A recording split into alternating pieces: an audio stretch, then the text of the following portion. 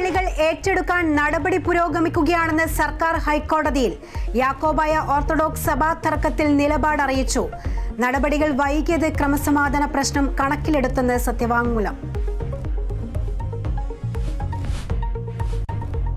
TP. കൊലക്കേസ് പ്രതികൾക്ക് ശിക്ഷ ഇളവ് നൽകാനുള്ള നീക്കത്തിൽ നടപടി.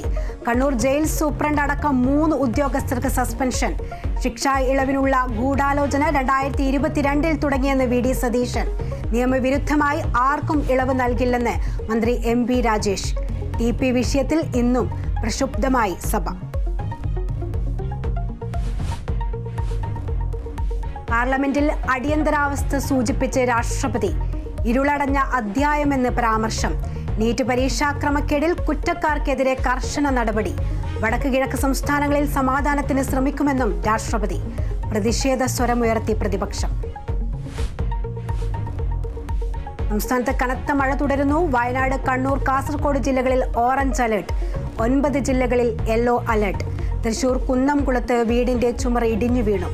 കൊച്ചി എടവനക്കാട് കടൽക്ഷോഭം രൂക്ഷം. ആലപ്പുഴയിലും പത്തനംതിട്ടയിലും പലയിടങ്ങളിലും വെള്ളം കയറി. കനത്ത മഴയിൽ ചെളിക്കുഴികളായി തിരുവനന്തപുരം തെങ്കാശി പാതയിലെയും നെടുമങ്ങാട് ടൗണിലെയും റോഡുകൾ. ഗതാഗതക്കുരുക്കും പാതാളക്കുഴികളും ജനങ്ങൾക്ക് ദുരിതമാകുന്നു. അപകടങ്ങളും പതിവ് കാഴ്ച.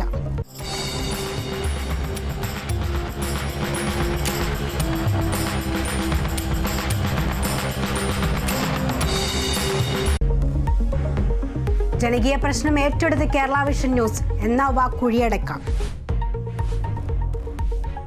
2020 ലോകകപ്പിൽ ദക്ഷിണാഫ്രിക്ക ഫൈനലിൽ അഫ്ഗാനെ തകർത്തത് 9 വിക്കറ്റിന്. ഫൈനൽ ലക്ഷ്യമിട്ട് ഇന്ത്യ ഇന്നിറങ്ങും. എതിരാളികൾ ഇംഗ്ലണ്ട്.